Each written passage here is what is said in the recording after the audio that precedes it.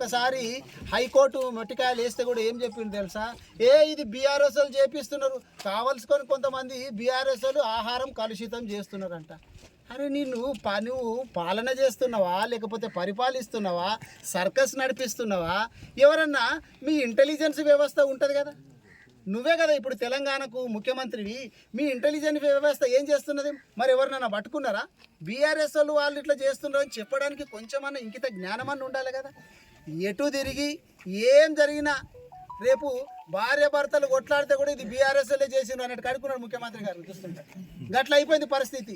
ఏమున్నా కానీ కేసీఆర్ గారి పేరు, కేటీఆర్ గారి పేరు తీయకుండా ఆయన జీవించలేకపోతున్నాడు. రాత్రిలో కూడా నాకు తెలిసి కేసీఆర్ గారు, కేటీఆర్ గారు అంటే భయం పట్టుకున్నట్టున్నది. ఇప్పటికైనా విద్యా వ్యవస్థ చాలా దారుణమైనటువంటి పరిస్థితుల లోపల ఉంది.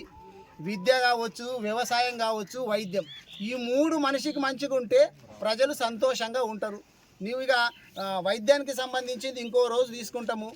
మనము రైతులకు సంబంధించింది కూడా చాలా ఉన్నాయి, చాలా ఘోరమైనటువంటి పరిస్థితిలో ఉంది. దానికి సంబంధించింది ఏమేమి ఉన్నాయి అనేది అది ఇంకోసారి మాట్లాడతాము. ఈరోజు మాత్రము సిరిపురంలో కావచ్చు, లేకపోతే మర్పల్లిలో కావచ్చు, ఇక్కడైతే స్పెషల్ ఆఫీసర్ మాకు వద్దు అని చెప్పి అమ్మాయిలు ధర్నా చేసేటటువంటి కార్యక్రమంకి వచ్చిండ్రు. అంటే మరి ఏం జరుగుతుంది అనేటటువంటి చూసే బాధ్యత ఎవరు తీసుకోవాలా? ఇప్పటికైనా గౌరవ ముఖ్యమంత్రి గారికి నేను రిక్వెస్ట్ చేసేది ఏంటంటే విద్యా వ్యవస్థ మీద సమీక్షలు నిర్వహించండి.